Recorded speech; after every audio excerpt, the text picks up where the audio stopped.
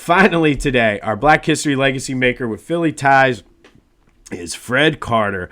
The Mad Dog is a Philly native, graduated from Ben Franklin High School, and went to Mount St. Mary's, where he graduated, where he played for another Philly legend, Jim Phelan.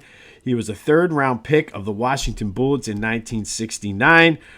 Unfortunately for Fred Carter, he was a part of some pretty bad Sixers team. He has the dubious distinction of being a 20-point-per-game scorer on that 1972-73 Sixers team that went 9-73, which is the second worst team in the history of the NBA. The 2011-2012 Charlotte Bobcats have that distinction, took those Sixers teams off the hook. But I remember throughout the process and all of those low times for the Sixers, there was a lot of comparisons to that 1972-73 team that won 9 games. And poor Fred, through no fault of his own, was the leading scorer on the worst team in NBA history.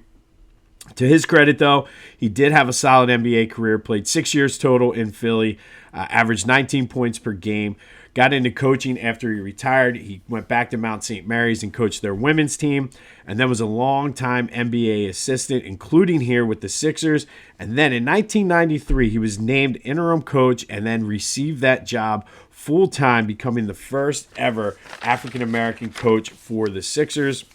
And again, poor Fred can't catch a break, was the coach of some pretty horrific Sixers teams as well. Went 32-76 during his season and a half here. However, being the first black coach for the Sixers, he did set the stage for guys like Eddie Jordan, Randy Ayers, Doc Rivers, Mo Cheeks. So Fred Carter, despite the fact you were put in a bad situation as a player, a bad situation as a coach, you were dealt the crappy hand and you made the most of it. So thank you, Mad Dog, for kind of breaking barriers and setting the stage for some of the future Sixer coaches in the NBA. But Fred Carter, the Mad Dog, a Philadelphia native, Sixers player, Sixers coach, is today's Black History legacy maker with Philly ties, becoming the first black coach in Sixers history. Thank you, Mad Dog. And it's a shame that you got dealt some pretty bad hands there as a player as well as a coach. But to your credit, you always remain positive. He always talked about it. So shout out to you, Fred.